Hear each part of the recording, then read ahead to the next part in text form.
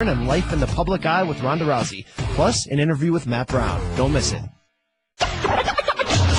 This is the Stephen A. Smith Show podcast. I'm Stephen A. Good afternoon, everybody. Welcome to the latest edition of the Stephen A. Smith Show, coming at you as I love to do every weekday afternoon on the East Coast, every weekday morning on the West Coast, right here over the airwaves of 98.7 FM in New York, 710 ESPN LA, and of course, Sirius XM nationwide on ESPN Radio's channel 80. 866-729. ESPN is the number to call up. That's 866-729-3776. Lots of stuff to get into today. Cowboys are making news. The New England Patriots are still relevant news. The Atlanta Falcons signing a new offensive coordinator there in Steve Sarkisian, a former head coach at USC, the former offensive coordinator for the national championship game for Alabama. He is now the offensive coordinator for the Atlanta Falcons. I will get into that a little bit later on as the show progresses. Martellus Bennett for the New England Patriots swearing off of a visit to the White House. I'll be touching on that as well. The first order of business to get into would happen to be LeBron James, because LeBron James just seems in a bad mood these days. LeBron James doesn't seem too happy with anybody. Just a week removed from creating national headlines because he called out Charles Barkley, delving into the personal stratosphere of things. He comes out yesterday based off of a report by the New York Daily News saying not only that he wants Carmelo Anthony, but he's been pushing the Cleveland Cavaliers to push out Kevin Love in the process. LeBron James spoke to the media about this, asked about our very own Mark Schwartz, his thoughts on the report of him pushing Love out the door, or being willing to push Love out the door just to get Carmelo Anthony in a Cleveland Cavaliers uniform. Listen to what LeBron James had to say. It's trash. And the guy who wrote it is trash, too, for writing that, especially during a game like that. So, it's always about outside noise, and that's just outside noise. For us, we got to focus on what needs to be done in order for us to continue to compete for a championship, and we got who we got. Our GM will do a great job of, figuring out if we need something else, but right now we're in a good place. The report is trash, and the reporter is trash for writing that story, particularly at that time. What LeBron James was alluding to was the story being the back page of the New York Daily News. This being at a time when the Cleveland Cavaliers were playing the New York Knicks. Not last night, but essentially the night before. So here's my deal. LeBron James is not wrong. From everything that I've been told, he is not pushing Kevin Love out the door in an effort to get Carmelo Anthony. He does want Carmelo Anthony. He does want Carmelo Anthony as a teammate. He does think that Carmelo Anthony would significantly help the Cleveland Cavaliers. And for LeBron James to say otherwise would be a flat-out lie. But is he pushing Kevin Love out the door, who dropped 39-12 on the Washington Wizards in an overtime victory last night in the nation's capital?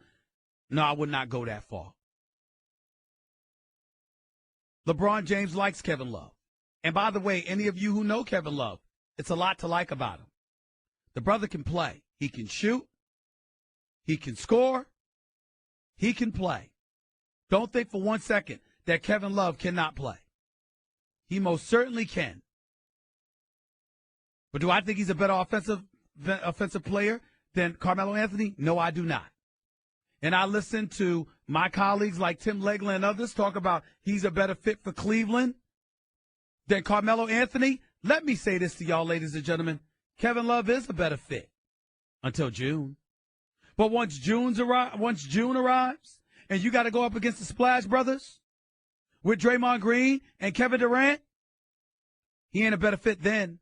Because at that particular juncture, you need a dude that can put the ball on the floor and create his own shot that way.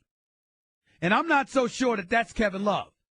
Is Kevin Love a better teammate than Carmelo Anthony for the vast majority of the season? Depends on the team. With Cleveland, I would say they're better off with him than without him until June. But once June rolls around and you got to go up against those Rough Riders, And in Rough Rider, I mean Draymond Green. But what I was alluding to was their offensive firepower. That is the Golden State Warriors. Having set shooters ain't going to cut it. Golden State is number one in steals, number one in block shots, number one in disruptive shots. There's a reason for that. Because they could go small. Have Draymond Green in the game with a Kevin Durant, with an Andre Iguodala, with a Klay Thompson, and a Steph Curry. And ladies and gentlemen, guess what? You can't score from the perimeter on them because they can lock you down because of their length. That's what you have to worry about. That is what is not good for Cleveland. That is why you need somebody like a Melo who can score off the dribble, who can create his own shot, who doesn't need set plays in order to get off. And by the way, let me also say this and put this out on Front Street. All of these folks who swear up and down that Carmelo Anthony ain't the way to go. You're looking at his individual talent, knowing that he's a better all-around offensive player than Kevin Love, but you're still looking at him holding the ball a little bit too long and being that kind of guy and saying Kevin Love would be better. Here's what you're not thinking about. You're not thinking about who they'll be playing with. I'm not asking you to think about Carmelo Anthony, the talent, up against Kevin Love, the talent. I'm asking you to think about Carmelo with LeBron. Kevin Love is a very good shooter, but he's a spot-up shooter. He can't dance off the dribble and pull up. That's not his game. And that's how you have to look at it before you make a decision, dissecting the talent of a Carmelo Anthony and a Kevin Love and asking which way did you go. And if you're Carmelo Anthony, let me say this to you. I love me some Carmelo Anthony. I've known this brother for more than a decade. I got a lot of love for him. I cannot absolve him from the travesty that took place last night at Madison Square Garden with the Lakers, the woeful Lakers, coming into Madison Square Garden and trouncing the New York Knicks the way that they did. I'm a believer in Luke Walton. I don't believe the problem with the Lakers are Luke Walton. But let's be clear, the Lakers are not very good. Jim Buss should be fired. Magic Johnson needs to get somebody else up in there quick, fast, and in a hurry. That needs to be co-signed by Jeannie Buss. And that is that. The Lakers stink. And just because you're not worse than the Knicks doesn't make you any less stink. That is just the truth. We're going to stop playing this nonsense here. This is the Stephen A. Smith Show. I'm back on ESPN Radio, damn it. And I ain't interested in sitting up there and glad-handing and soft-pedaling anything. Two largest markets in the United States of America have arguably two of the worst damn teams. As a matter of fact, if it wasn't for the Brooklyn Nets, I don't think we would even dispute it. And I'm not supposed to use these words, but damn it, it's apropos. And I'm only going to say it once. But they suck. They stink. My apologies to the bosses. I'm not supposed to use that word, but damn it, I can't help it. The Knicks stink. The Lakers stink. Two of the largest damn markets in the United States of America, and this is what you have to offer the fans. I mean, I'm just disgusted. If you're Melo, you don't get to be absolved. And to the bosses, the Dave Roberts, the trial killers of the world, and so on and so forth, my apologies. I won't use the word again. Woosah. I just had to get it off my chest. I had to say something that personified emphatically the frustration that I'm feeling. Having said that, I don't blame LeBron for wanting Melo one bit, and I know he does. But he is right when he says he's not pushing Kevin Love out the door. That much is true. 866-729-ESPN. That's 866-729-3776. I got a lot more to say before I get to the phone calls. A matter of fact, to my producers, don't call no guests today. I don't want them. This is my show today. I ain't sharing it with anybody because I still haven't gotten in the Baylor as of yet, but I'm about to. Matter of fact, a legitimate argument can be made that the University of Baylor is the only thing that stinks more than the two teams in the two largest markets in the United States. But I digress for now. Don't you worry. I'll be back. As an aside, the biggest medical center on earth isn't found on the East Coast or the West Coast. It's found in Houston, Texas, America's third coast. Houston is home to the Texas Medical Center, or as they call it, TMC. It's the largest medical city on the planet. Each year, the TMC's 21 hospitals serve over 8 million patients. Its 3 medical schools and 6 nursery schools educate tomorrow's medical leaders. More doctors, nurses, and scientists work at the TMC than any other site in the world. With over 100,000 employees, it's the 8th largest business district in America. Every 3 minutes, a surgery begins at the TMC. Every 20 minutes, a baby is born. The Texas Medical Center leads the world in clinical research. TMC doctors and scientists are at the forefront of life-saving medical advances, developing new treatments, drugs, and devices to improve the health of humanity. So find out more about the innovations happening at the Texas Medical Center. Find out at tmc.edu. Your phone calls are coming, don't you worry, but not before I touch on Baylor University. I'll explain what I'm talking about in just a minute. You're listening to Stephen A. on ESPN Radio. I'm Andy Katz from ESPN, along with my co-host Rick Klein of ABC News. On the latest edition of Capital Gains, we're going to discuss President Trump's controversial executive order. We'll discuss it with Iowa's Peter Jock and SI.com's Michael McCann. You're listening to the Stephen A. Smith Show podcast. I really, really do try to keep my cool. I mean, it's like, you know, you just heard the latest news that a Baylor strength and conditioning coach was arrested on a prostitution charge. I mean, every time you turn around, it's like you got some sexual deviants running around this university. You got a strength and conditioning coach that's been arrested on prostitution charges. You got a head coach that filed a libel suit and then dropped it a day before. That filed a libel suit and then dropped it a day before. Text messages came out showing, and I'm talking about Art Briles here. Text messages came out showing his negligence when it came to his football players being accused of everything from sexual assault to harassment to sexual assault to rape. You got at least 3 dudes convicted. I mean, I just don't know where to go with all of this.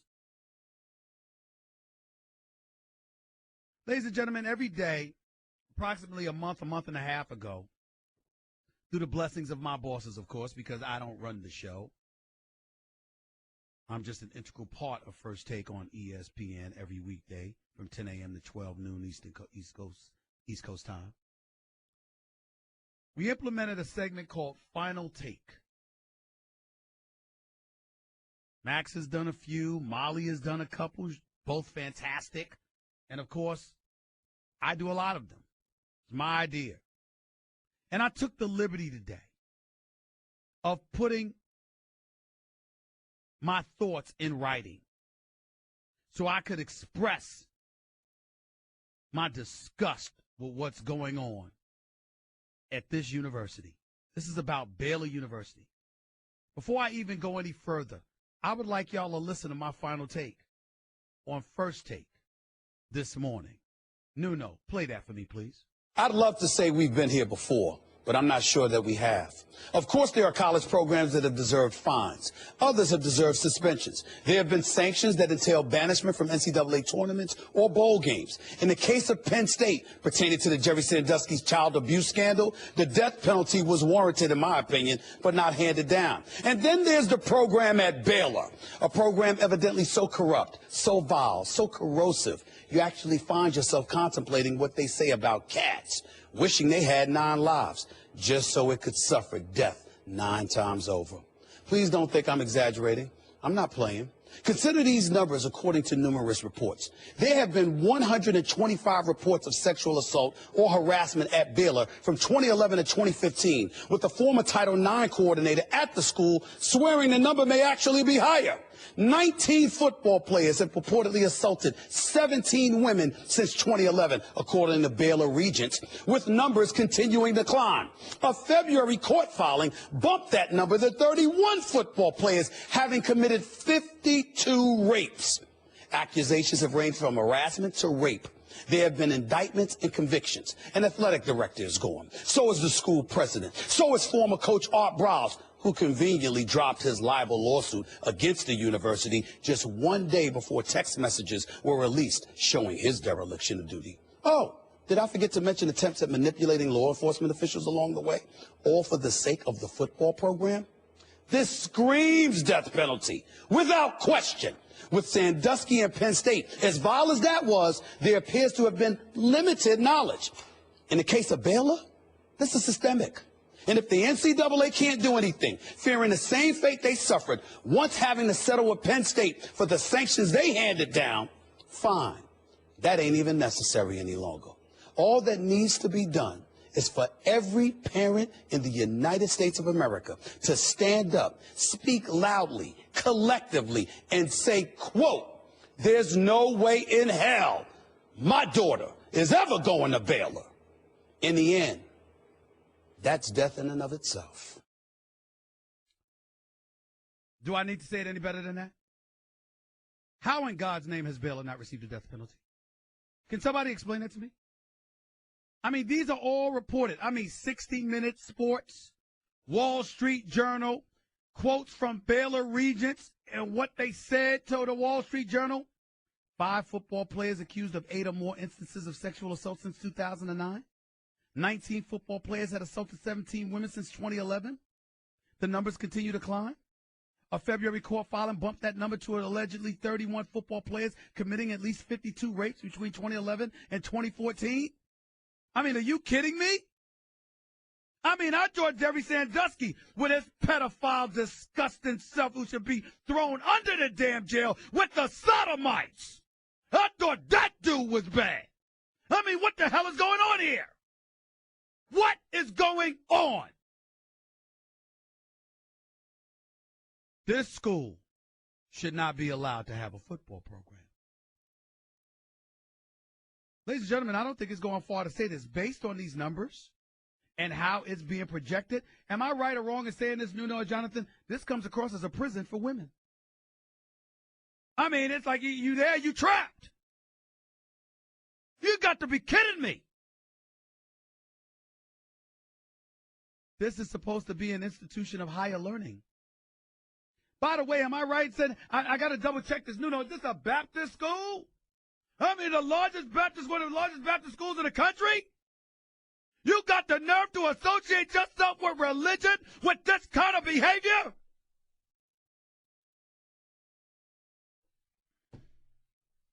(866-729) ESPN. That's 866-729-3776. Nuno, let's go to break before I cuss somebody out. I'm scared. Guess what? You're in the middle of the Stephen A. Smith Show podcast. Damn it, I mean it! I don't understand how you can have an institution of higher learning that's associated with so many cases of sexual assault or rape or things of that nature, and nobody can do anything. I guess Penn State can't do anything because they handed down that postseason ban along with everything else to Penn State and ultimately had to settle once they were sued. And so they're going to be reluctant to step in again and involve themselves in this particular situation with Baylor. But parents nationwide, I know this much. My daughters wouldn't be going to that school. That would not happen. I promise you that. 866-729 ESPN. That's 866-729-3776. Let's go to the phones. Let's go to Nick in New Jersey. You're live with Stephen A. on ESPN Radio. What's up, Nick? Hey, Stephen A., longtime fan, first-time caller. Thank you so much. What's up? So before I get to my comment about the Knicks, kind of piggyback off the Baylor thing, a friend of mine, he actually got a job opportunity from the football department, and he declined it because he saw what the writing on the wall was. I mean, it's absolutely disgusting. Smart man. Who would sense would want to be associated with that kind of nonsense? Who would want? I know that I wouldn't want to be in it, and I'm glad that he made a smart choice. It's just unfortunate, to be honest. But kind of to go on to the Knicks, I'm watching that game last night, if you can even call it a game. And I was flipping through the channels, and I found the show. It was called the Jeff Hornacek Experience. And me and my father, we started laughing, and we were like, what's the Jeff Hornacek Experience? Not dealing with Carmelo and everything. So I wanted to call you today and be like, so what do you think that the Jeff Hornacek Experience is? Because apparently it's a TV show I had no idea about. So No. The Hornacek Experience is when you got players that are damn near ready to revolt, because that's what happened in Phoenix. That's what that experience is. Yeah, and we were hoping to hear kind of something like that. You know, we love listening to the show, and we wanted to ask you. But, no, we appreciate everything that you do for us, Stephen A. Keep up the good work. Thank you so much. I appreciate it. Thank you. Artie in New Jersey, you're live with Stephen A. on ESPN. Stephen A., long-time caller. How are you? Thank you, sir. I was great. I was at the Knicks game last night, and I don't think I was ever as embarrassed as last night. The Lakers look like Showtime. However, when I was leaving the game, I was sitting near Clyde Fraser, who called the game, and I walked over to him and I said, Clyde, what do you see about this? And he says to me, in all the years he's watching games, he doesn't understand why this is happening. He himself can't figure it out. I don't understand that. I can figure it out. I can figure it out for you. Phil Jackson. Here's what you need to know. Let me explain something to you, okay, Artie? Sure. Phil Jackson is an 11-time champion. How in God's name can you become an executive and not have one championship component on your roster? Do you know who the championship component on his roster is? No. His assistant coach, Kurt Rambis. Yeah.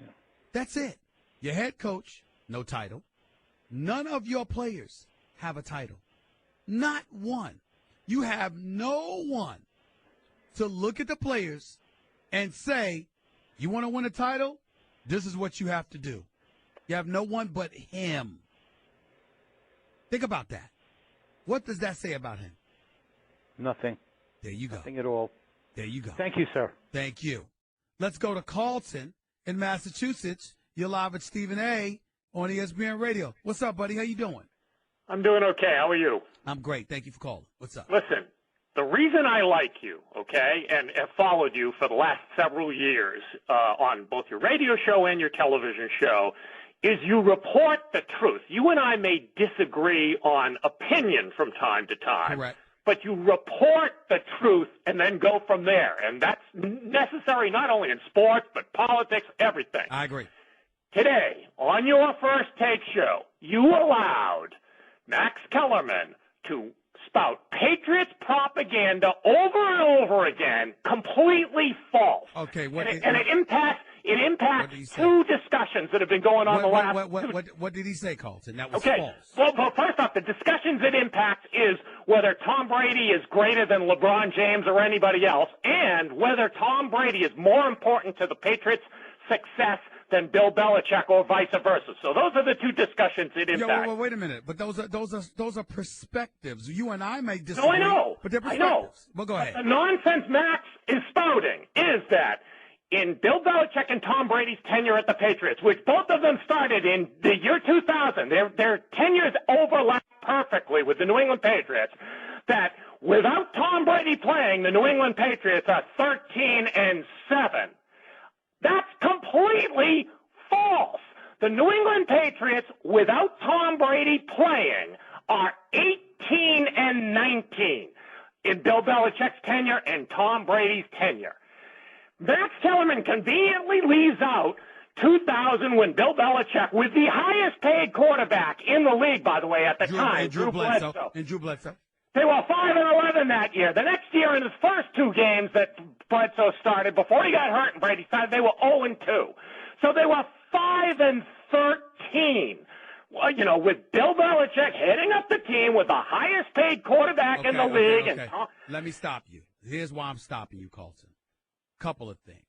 Number one, maybe Max was talking about since Tom Brady took over the helm, and he left it at that, not including the Drew Bledsoe era before Brady arrived. You can't leave out the bad stuff when you're on. Time out. Why do you choose today, on the day that the New England Patriots are in Boston, Massachusetts, near where you reside, celebrating their 5th Super Bowl title? Why are you picking now to make that call, Carlton? By the way, I haven't even thought about the celebration because it's not important to me. I'm not going to it. Exactly. I'm picking it today because today on your show, he multiple times, and he was arguing that Tom Brady is, I'm actually arguing pro-Tom Brady in this discussion, by the way, okay? I'm arguing that Tom Brady elevates his team far more than Max was giving him credit. Max was saying that without Tom Brady playing, the Patriots have a winning percentage of 65%. Carlton, I don't have time to get into you too much with all of this stuff, but answer the question for yourself. Who's more valuable? I mean, who's more dominant? Is it Tom Brady or is it LeBron James? I care less about that than Tom Brady versus Bill Belichick. But wait a minute. You brought up First Take. And on First Take, the question was Tom Brady or LeBron. It wasn't Tom Brady or Bill Belichick today. It was Tom Brady or LeBron. So answer the question. In that discussion, I think they're neck and neck. I think they both elevate their team. What Max was arguing was Tom Brady doesn't elevate his team. Well, we don't care. That's what Max was arguing. All right, he was arguing that the Patriots have almost as high a winning percentage without Tom Brady as they do. I got it. And that's garbage. So I am arguing today a pro-Tom Brady argument. And you know all along I have been pro-Tom Brady. I have suggested that he was thrown under the bus for what Belichick was doing. And so that's the point I'm making today. I am making You're making the point today. I don't care. I'm not letting you do that today because today Belichick is a champion. You're his number one nemesis. I get it, but he's a champion. Have a nice day, Carlton. We can talk about this another time. I'm not going to let you rain on Bill Belichick's parade today. He's a champion. They got it done. No matter how much you try to hate on him, he's a 5-time champion. Deal with it. Period. Let's go to Sean in New York. You're live with Stephen A. on ESPN Radio. What's up, Sean? What's up, Stephen A? Much respect to you, my brother. Thank you, man. Go ahead. I got a question for you. Yes, sir. 2 questions. One, is Ricky Rubio available? Would he be a good fit for the Knicks to be a playmaker? No, Ricky Rubio can't shoot. No. He can't shoot? No. Okay. 2, my second question, who would you think would be a good GM for the New York Knicks? Personally, anybody better than Phil. Secondly, I don't think Steve Mills. I think Steve Mills would have done a better job than Phil Jackson. And you want me to tell you who I really, really think that the Knicks should get if they were to go outside? Who the New York Knicks should bring to New York? Shoot. Joe Dumars. Joe Dumars. Not a bad idea. Me tell you, listen. Joe Dumars struggled the last few years in Detroit. He's the same guy that went to 6 or 7 consecutive conference finals. He's the same guy that went to back-to-back NBA finals. And if Rasheed Wallace remembered to guard Robert Horry in the left corner instead of leaving him open for a 3, Detroit would have won two titles in a row. The knock against Joe Dumars, and this is the legitimate one, is that even though he had Tayshaun Prince, he should have never drafted Darko Milicic. He should have drafted Carmelo, because Carmelo went to number 3. Joe Dumars had the number 2 pick in Detroit. Cleveland had number 1. Joe Dumars should have drafted Carmelo, who was taken at 3, Bosh, who was taken at 4, or D. Wade, who was taken at 5. That's what he should have done. He should have never drafted Darko Milicic. And people have not let that go. But Joe Dumars' record as an executive speaks for itself. And the fact that his name is never mentioned when these potential openings come up speaks to nepotism, as far as I'm concerned, more than anything else. Now, you want to talk about Isaiah. You want to talk about Steve Mills and all of that stuff. You can make cases after this Phil regime. You can make cases for anybody. But if you're talking about an executive who has gone wildly unnoticed, despite a pretty damn impressive resume, it would happen to be Joe Dumars. Perfectly That is my understandable, answer. my brother. I appreciate the call, Sean. Thank you so much. 866-729-ESPN. That's 866-729-3776. More of your phone calls on the Knicks, on LeBron, on Melo, on Baylor. And, of course, don't think I forgot about Terrell Owens either. All that and more up next with Stephen A. on ESPN Radio. Pachulia knocks down Westbrook, then stands over him. He hit me on the heart. Sorry, I'm going to get his back. I don't play that game. Russell Westbrook promised to pay Zaza Pachulia back for a hard foul. On the same night, he announced he no longer speaks with Kevin Durant. Don't miss the fireworks this Saturday night in Oklahoma City when they go head-to-head again. Here's Westbrook. Two-hand jam. The Warriors and Thunder. Coverage begins at 7:30 Eastern on ABC and on ESPN Radio. You're listening to the Stephen A. Smith Show podcast. To the phones we go at 866-729-ESPN. That's 866-729-3776. Lynette in Brooklyn, you're live with Stephen A. on ESPN Radio. What's up, Lynette? Yeah, hi, Stephen A. I'm a true fan of yours. I listen to your show every morning, and I really get excited to tune into your show every day. Thank you so much. I appreciate that. Thank you. Yeah, you're the best. What I want to talk to you about, though, is Phil Jackson. Everybody keep criticizing Melo. I'm a diehard Melo fan. Like you, I love Melo to death. I think Melo should stay on the Knicks because without Melo, the Knicks is not going anywhere. We don't need to keep rebuilding on the team. We keep rebuilding. We need to win. But Lynette, haven't we reached the point where we need to let Melo go just for, like institute a mercy rule and let him go? Like, does anybody deserve to be subjected to this nonsense?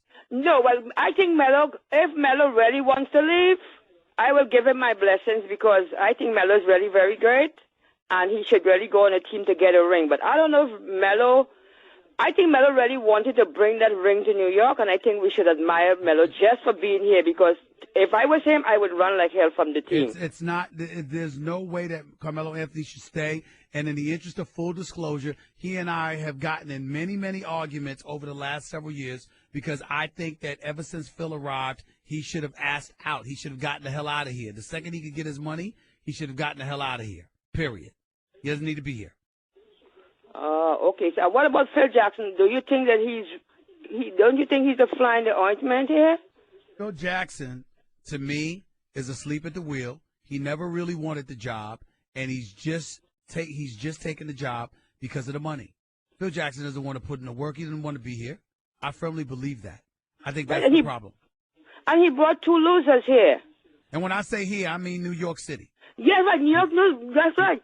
He bring in Joakim Noah, who's completely useless. Everybody's disgusted with Joakim Noah. He's not going anywhere. Well, the biggest thing about it is that you have no one with a championship pedigree on the squad, even though you're an 11-time champion. You understand the importance of this stuff, and you didn't add one single championship component to a squad, yet you're supposed to be pursuing something. It's like you're forfeiting seasons for crying out loud. It's incredibly distressing. Lynette, I don't know what else to say, but thank you so much for the call. I've got to run. I really appreciate it. Thank you. Cody in California, you're live with Stephen A. on ESPN Radio. What's up, Cody? The other day I was watching First Take the day after the Patriots won the Super Bowl, and you and Max Kellerman were pretty even keel on the fact that you thought Tom Brady is the greatest of all time. Do you believe that?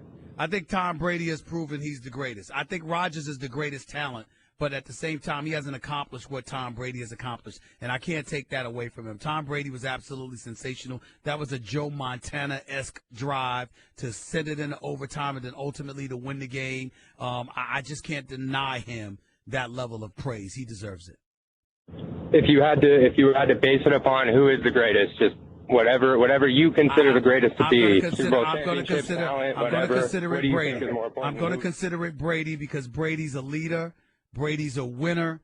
Brady's committed. Brady hasn't regressed.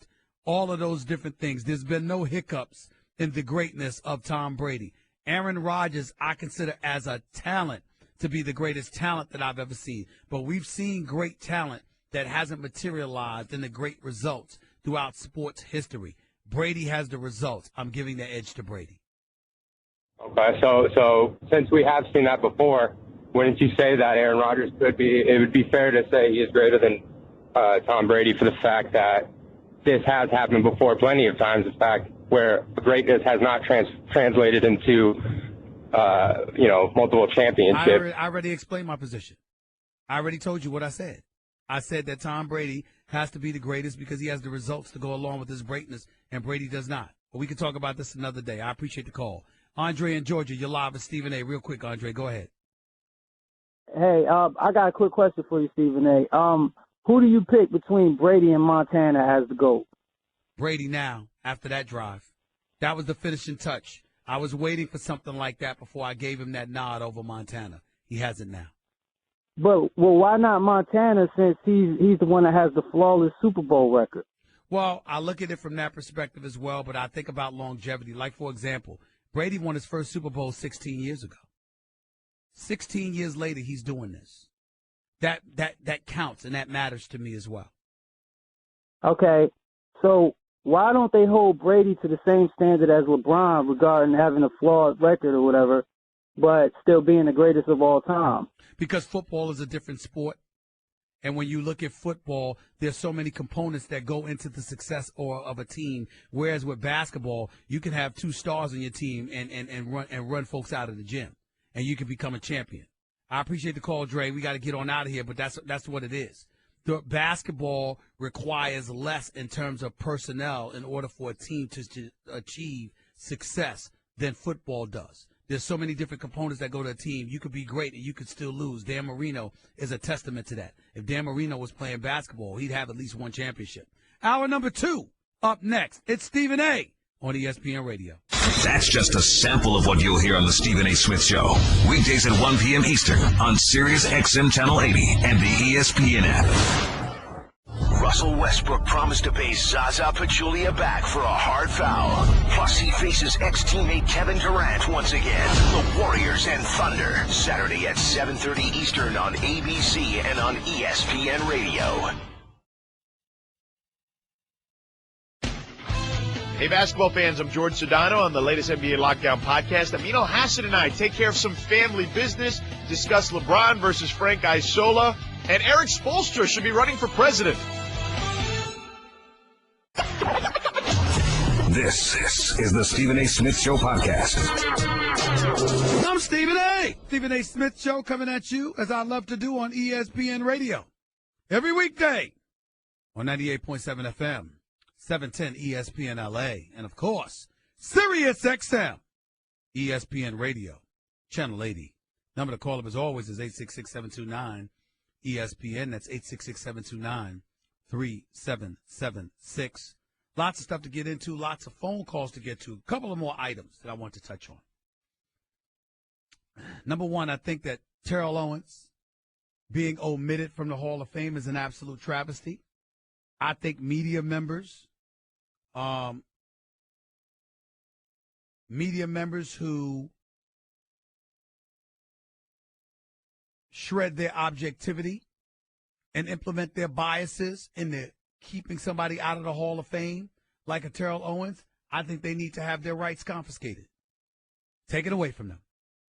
Terrell Owens, at 15,934 yards, retired as the second leading receiver in NFL history.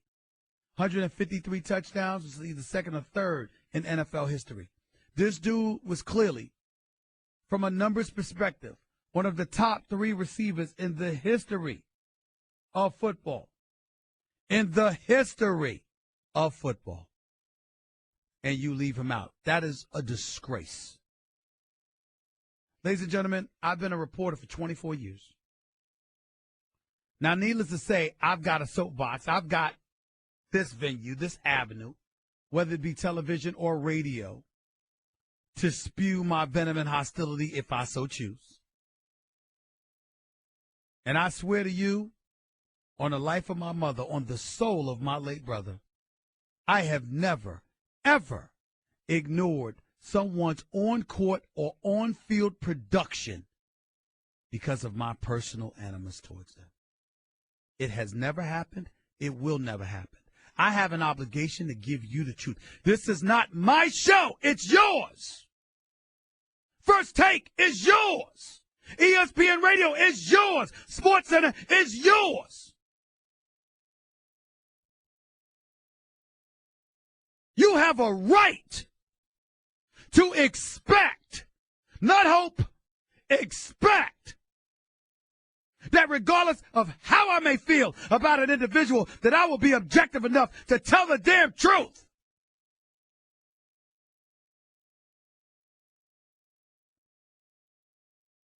And for any reporter to say that they are being fair, keeping Terrell Owens out of the Hall of Fame,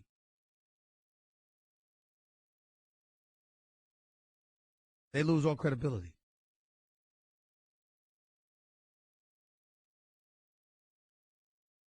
And here I am, just to let you know, that is a fact. I'm going to tell you what I think. I don't think the media alone should be allowed to vote on Hall of Famers, nor do I think players alone, because players have their biases too. I think there needs to be a system of checks and balances, something to ensure that fairness is exercised when making these judgments. T.O. got shafted. Plain and simple. Point number 2. Martellus Bennett, tight end for the New England Patriots, just helping them capture a Super Bowl championship, basically announced to the world that he wasn't going to the White House. If called upon by President Trump, he's not going to the White House. He doesn't want to go to the White House because, obviously, he ain't too fond of the president. And so, Martellus Bennett and Devin McCourty. They're not going. Neither one of them want to go. They don't appreciate the words that have come out of our president's mouth. They don't want to have anything to do with them. And that is that. According to Devin McCourty, and I'm trying to find a quote that's right here, because he did speak on this matter. McCourty, who is a team captain, told Time Magazine Monday that he wouldn't go. He says, quote, "I'm not going to the White House. Basic reason for me is that I don't feel accepted in the White House. With the president having so many strong opinions and prejudices, I believe certain people might feel accepted while there while others won't." McCourty went on to say he believed attending the event is a personal choice and, quote, "I can't imagine a way I go there." That's what he said. And Martellus Bennett made it very, very clear that he's not going to go. I have no problem with either of them not going. That's their right as American citizens. When you take your opinions, however, and you put it in public forums, I'd like you to validate why you wouldn't go. I think Devin McCourty did that.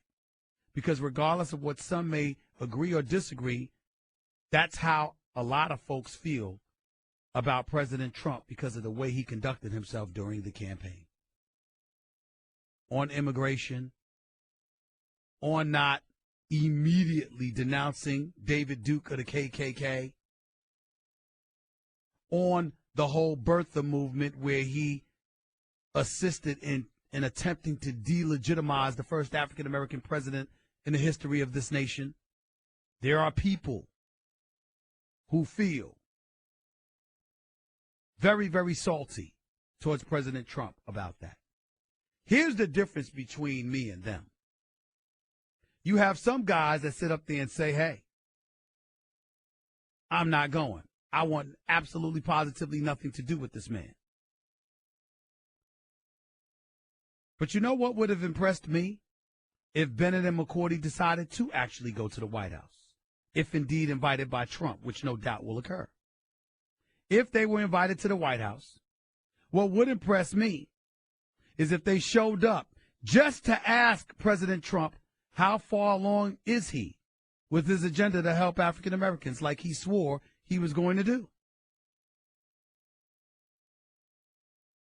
Remind him that he said only he can fix it.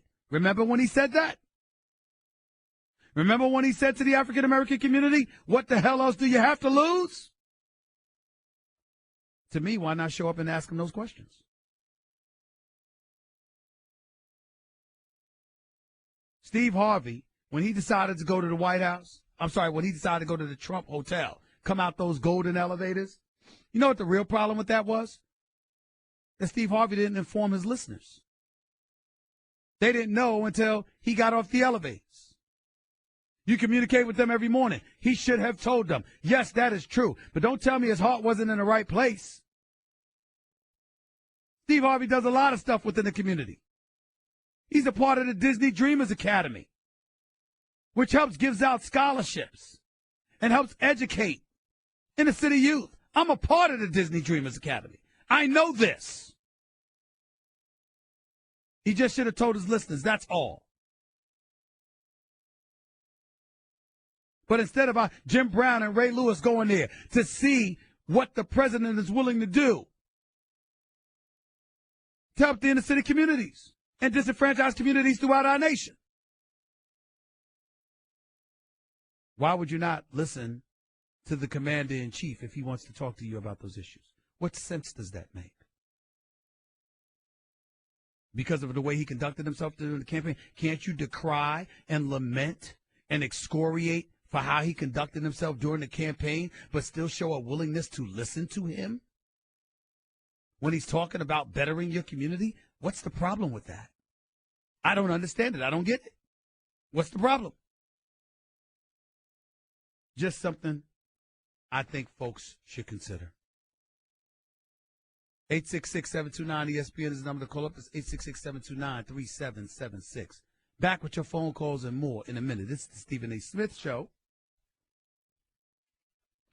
ESPN Radio. By the way, the biggest medical center on earth isn't found on the East Coast or the West Coast. It's found in Houston, Texas, America's third coast. Houston is home to the Texas Medical Center, or as they call it, TMC. It's the largest medical city on the planet. Each year, the TMC's 21 hospitals serve over 8 million patients. Its 3 medical schools and 6 nursing schools educate tomorrow's medical leaders. More doctors, nurses, and scientists work at the TMC than any other site in the world. With over 100,000 employees, it's the 8th largest business district in America. Every 3 minutes, a surgery begins at the TMC. Every 20 minutes, a baby is born. The Texas Medical Center leads the world in clinical research. TMC doctors and scientists are at the forefront of life-saving medical advances, developing new treatments, drugs, and devices to improve the health of humanity. So find out more about the innovations happening at the Texas Medical Center at tmc.edu. Your calls and more up next with Stephen A. on ESPN Radio. Hey, baseball fans, I'm Buster Olney. And on the latest Baseball Tonight offseason podcast, Major League Baseball is talking about a radical change to its strike zone. The Pirates are moving Andrew McCutchen to right field. We talk to Jason Stark, Doug Glanville, Chelsea James of the Washington Post. You're listening to the Stephen A. Smith Show podcast. To the phones we go right here on the Stephen A. Smith Show, ESPN Radio. Let's go to LJ in Houston. You're live with Stephen A. What's going on, LJ? How are you? Doing great, Stephen A., man. First of all, I got 2 things. I have a confession and I have a question. First of all, I sure hate I missed you last week in Houston during First Take, man. That line was too long. I couldn't wait that long. So, but you know what? I got to admit to you, LJ, I was shocked. I mean, we always have a large crowd, don't get me wrong, but the line was around the block all 3 days. I couldn't believe how packed it was. I was shocked. Man, they was out there at midnight waiting to get in that show, man. Yeah. It was crazy. Go ahead. But anyway, my confession is, this is for RJ. I have to confess, swallow my pride. Tom Brady is the best quarterback in the history of the NFL. I had to get that out the way. Yeah. Now, my second question is, T.O., who votes on these ballots? Is it former players? Is it media? Like, how do they ballot? About 46 media members and like 2 chosen Hall of Famers, if I remember correctly. Yes. Okay. Like, are they accountable? Like, does people check their ballots when they put them in? Do they correct them? Or I think they could hide behind it. I think if they could, like Peter King was on Mike and Mike this morning. He told you he voted for T.O., but T.O. didn't even make the top 10 list. I mean, can you believe that? That's insane, Stephen A. The man has made All-Pro with 4 different teams.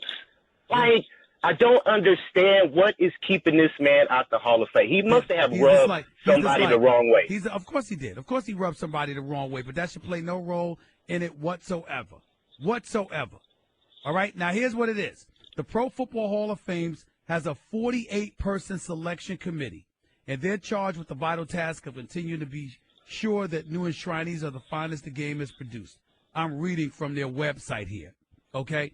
So you got 48 members. You got 48 members on the selection committee, and there are 16 at-large selectors, all of whom are also active members of the media, including one representative of the Pro Football Writers of America and 2 members of the Hall of Fame. Wow. Well, if this man don't get it next year with Randy Moss, it's going to be a revolt, I'm telling you right now, because they can't keep doing this to this man. And my last question is, do you think that he'll be gracious enough to accept it after being left out all this time? He will. He will. He will. Once it happens, it happens. But it's a disgrace, and I can tell you I spoke to him personally. He's hurt. He's hurt. He just feels like, the Hall of Fame is not living up to what it's supposed to be, and he feels like it's just rigged, to say the least. And he's very, very upset by it, no doubt. Hey, man. Have a good evening. Thank you. You do the same. Let's go to Carby in Queens. You're live with Stephen A. on ESPN Radio. What's up, Carby? Carby, are you there? Yes, I am. Can you hear me? Yes, I can. Go ahead, buddy. Hey, what's going on, man? I just want to say I'm proud of you, man. You're from Jamaica, Queens, Hollis. I'm from Cambria Heights. I just want to say what's up. You're doing what you're doing, man. Thank you, man. Appreciate it. Go ahead, buddy. I got 2 points. First point on Brady. Do you think that him and Belichick's, how should I put it, their legacy would be different if they were in the black and blue division with Pittsburgh and the Ravens? And yes. No, I don't believe it would be different because they're in the AFC anyway. And they're in the AFC anyway. I don't think it would be any different. Man, what the Knicks need is somebody that's born and raised in New York to come in the Madison Square Garden and wreck stuff up, man. Like we had Anthony Mason. I think Quinn is from New York. We just need maybe a Mark Jackson. Is that possible? Well, I think Mark Jackson. I think Joe Dumars can be an executive but I definitely think that Mark Jackson should be the coach. I definitely think that Mark Jackson coaches the team, but not with this leadership, not with this stewardship. Why go in this mess hole? Mark Jackson's got a very, very beautiful job here, working for Walt Disney, working for ABC and ESPN. Why should he subject himself to the level of ineptitude that's raking through Madison Square Garden? And by the way, I don't blame James Dolan the way a lot of people do. I really don't. He cuts the check. He makes sure you're paid. You got to go out there and do your job. And I don't think Phil Jackson's doing his job. I think that's the issue. I don't have the issues with James Dolan that other people have. He's an owner that's willing to spend the money. I think you keep the business side away from basketball, and maybe there's a little bit too much interference from time to time, maybe. But ultimately, the man cuts the check. He gives you access to his private jets. He's making sure that you're taken care of, and all you got to do is go out there and do your job. And for some reason, he's just been terrible at hiring people to do the job. I mean, I never thought I'd say this, but my God, don't folks miss Donnie Walsh in New York? I'm just saying. Appreciate the call, man. Let's go to Antonio in Compton. You're live with Stephen A. on ESPN, 710 ESPN LA, Sirius XM Channel 80. What's up, man? Hey, what's up, my brother? How you doing? I'm good. Talk to me. Hey, I have a question, just 2 questions about my lake show. Is there any possible way that Magic will have a nice little dinner with Larry Bird and tell him, you know what, I'll offer you this. I'll offer you D'Angelo Russell, and I'll put Julius Randle and Brandon Ingram in return. Let me just get Paul George. Well, you got to remember something. First of all, Paul George is a stud. So you're not going to get him. You're not going to get him away from Indiana that easily. Secondly, and more importantly, Magic Johnson is an advisor. He ain't the decision maker. That's the problem you have here. He's an advisor. He's not a decision maker. So he can advise the Lakers on what to do. They don't have to do a damn thing he says. What about another question about Anthony Davis? Is there any possible way that Mitch Kupchak could get on the phone and call them? Can I ask you a question, Antonio? Antonio, serious questions here. Have you been drinking this morning? Nah, not at all. Have you been smoking this morning? Not at all. Have you been sniffing any morning? Not at all. Not at all. Right. I'm just Anthony saying, Davis Anthony Davis? You really, really think that the New Orleans Pelicans would give away Anthony Davis? Are you insane? Well, right now, the track record's pretty bad.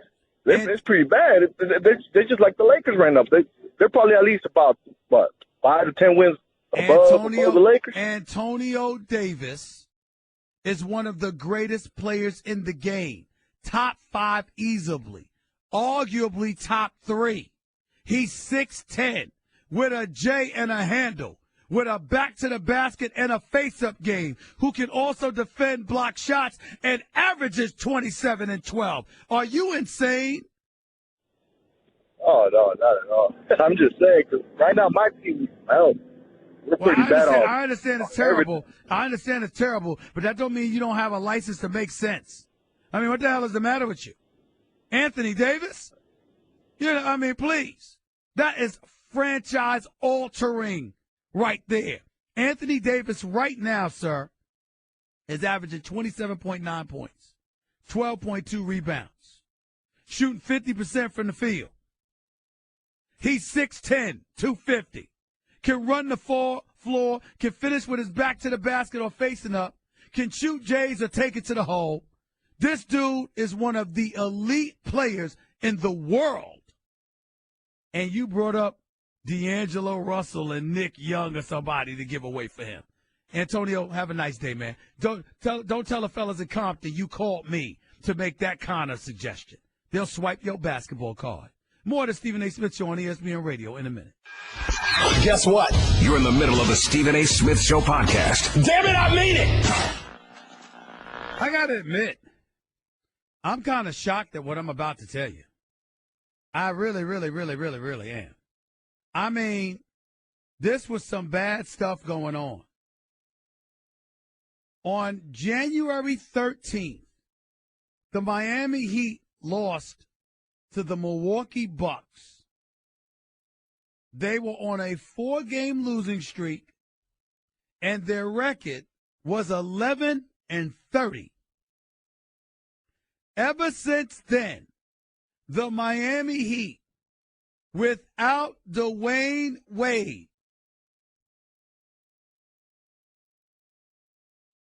have won 11 straight. They've beaten Houston, Dallas, Milwaukee, Golden State. That was the game that Deion Waiters hit that 3 over Klay Thompson to clinch the deal.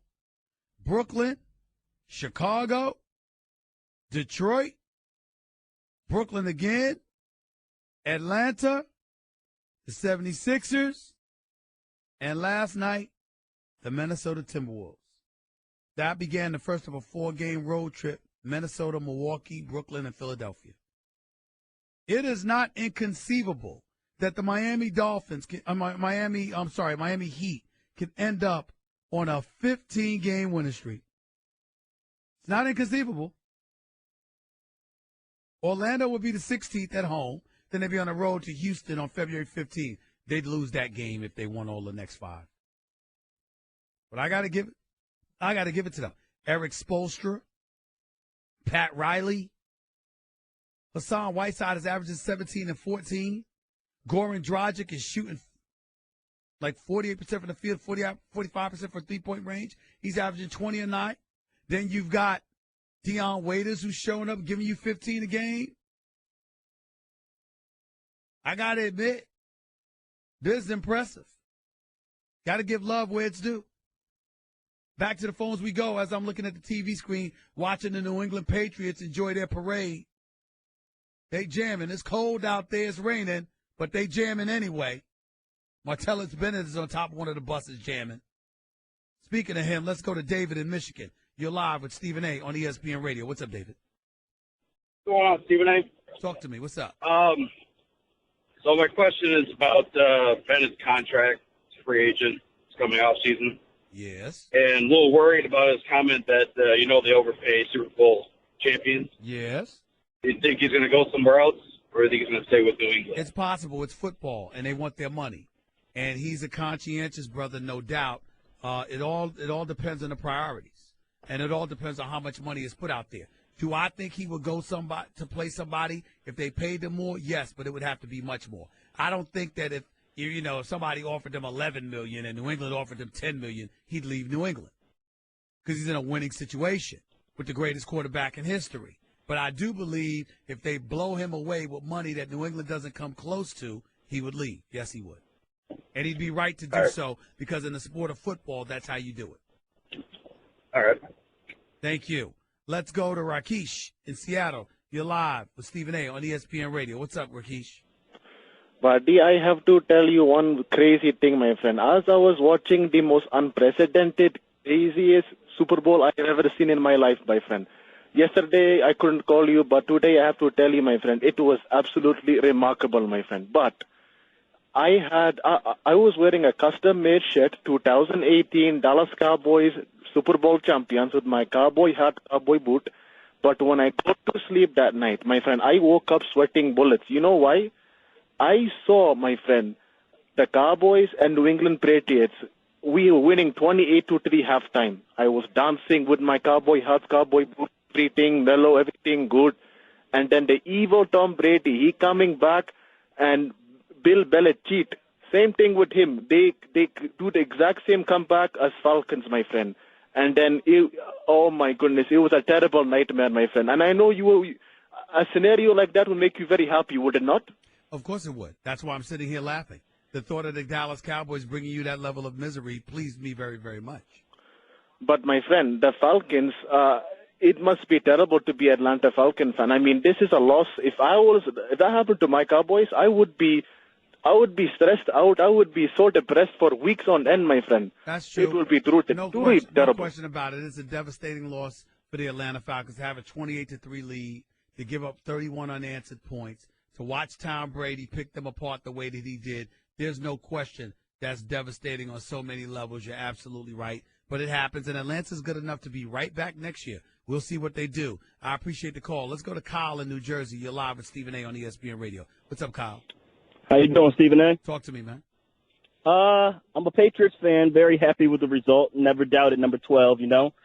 I have a little bit of a bone to pick with people. I think everybody's a little hard on Atlanta right now with their play calling in the last, I guess you could say, quarter and a half. Okay. I looked at it from the perspective of you lose Tevin Coleman, so your power back is gone. And everyone's questioning why didn't they run the ball.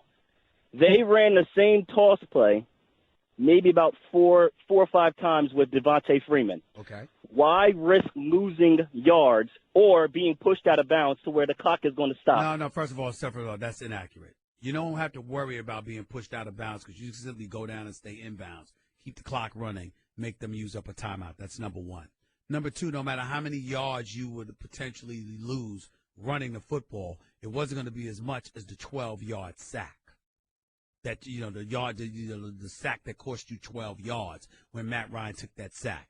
There is no excuse for Kyle Shanahan and Matt Ryan to be running pass plays at that particular juncture. You run the damn football because all you need is a field goal. Matt Bryant, between yards of 35 and 45 yards, Matt Bryant, he had made 24 of 25 field goals from within that distance, as close to money as you could get. There is no excuse. There is no excuse not to just run the football, let the clock run, and then kick a field goal. None. And I understand that 100%, but I look at someone like Gostkowski, who's basically been automatic for years for New England, miss an extra point. I also look at something as if you're playing the New England Patriots. You want to put them out of their misery. This is a dog that you can't just let die slowly. You have to stop on them, and I think that's why they were so aggressive in let's throw this football and let's score this touchdown to end this game completely. My man, they were wrong. They were wrong, and it proved as much. You were in a position. You were already in field goal range. You kick the field goal. You're up 11. That's a two-possession game. When Tom Brady and the New England Patriots scored that touchdown to tie and a two-point conversion to tie it, that's only 8 points. And it took them till the last possible minute to score those points. There's no arguing around that. Got to run. Appreciate the call. Lou in Brooklyn, you're live with Stephen A. on ESPN Radio. What's up, Lou? What's up, Stephen A? You the man, brother. Appreciate it. I want to talk about Porzingis. Like, he's already come out and said that he wouldn't be able to handle the pressure basically alone without Melo, and that he feels like he has a lot more to learn from Melo. So the Knicks are going to get rid of Melo, whether it's now or later, and then Porzingis is going to be alone. Wouldn't you try to, like, package that young talent with somebody else and maybe reach out to, like, Sacramento? Because the reason why you would get contracts, expiring contracts and the like, is so you can acquire young talent like Porzingis. Porzingis is not going anywhere. He will stay a New York Knick as well. He should. He ain't going no damn place. Right. Nowhere. Right. I don't think he would be the man. He doesn't need to be the number one option. You got to get talent around him, no doubt. But in accumulating talent, you don't let go of it.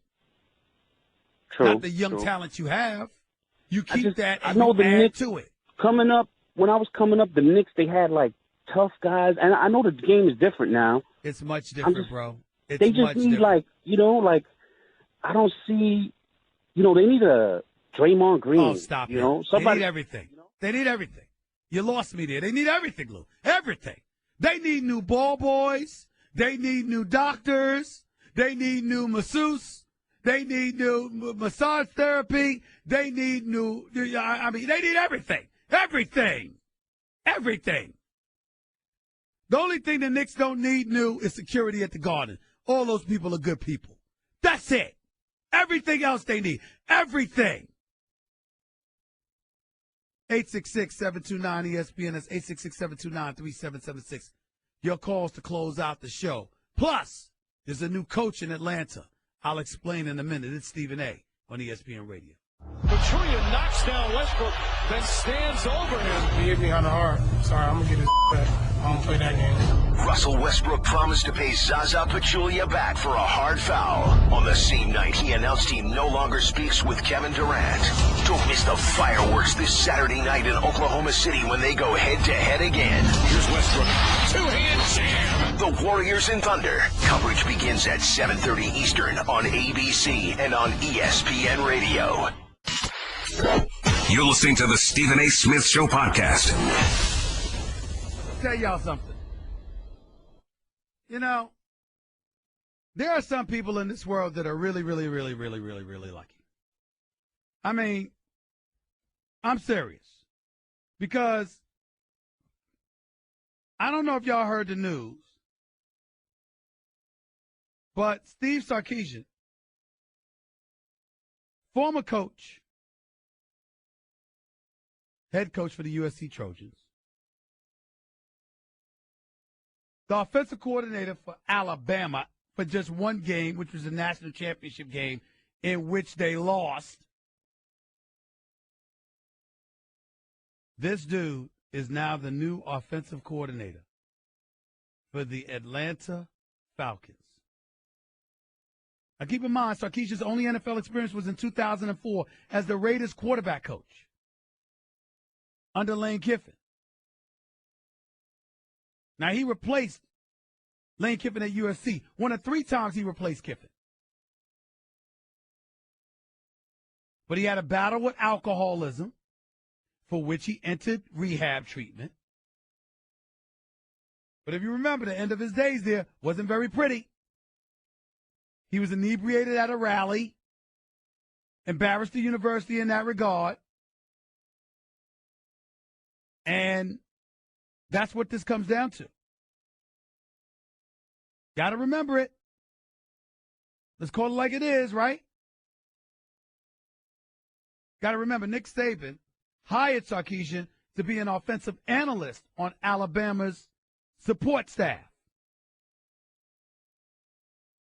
When the movie was announced, it seems like something was going on because Sarkisian had always been straight. They had been tight with Lane Kiffin because they coached at USC together. And the belief was he would succeed Kiffin as offensive coordinator once Kiffin decided to leave Alabama, which he did was to take the job at Florida Atlantic. But it was the week of the national championship game. This is the same Steve Sarkisian that arrived at USC as a quarterback's coach for the 2001 season. With the exception of a 2004 season spent with the Raiders, he worked at USC under Pete Carroll through 2008, later as a coordinator and assistant head coach. He left for the Washington head coaching job in 2009, went 34-29 in 5 seasons in Seattle before he got the USC job. When he got the USC job, he went 9-4 in 2014, which was his first year, but was fired after a 3-2 start the next year, which was 2015. He was to take a leave of absence, but USC dismissed him shortly after that, as Sarkisian checked into rehab to seek treatment for alcoholism, before later filing a lawsuit accusing USC of not accommodating his alcoholism as a disability. And that suit actually went to arbitration. They didn't have a choice but to fire him, but that's what went down. And after all of that, this dude is the offensive coordinator of the reigning NFC champions. I only have this to say. Only in America. Only in America. Peyton in Mississippi, you're live with Stephen A. What's up? Hey, how you doing, Stephen A? I'm good. Go ahead. First of all, I want to say, man, you're one of the greatest, man. Even though I see people bash you, man, I like how you always blend it straightforward. Let me tell you something, bro. If they ain't bashing me, I ain't doing something right.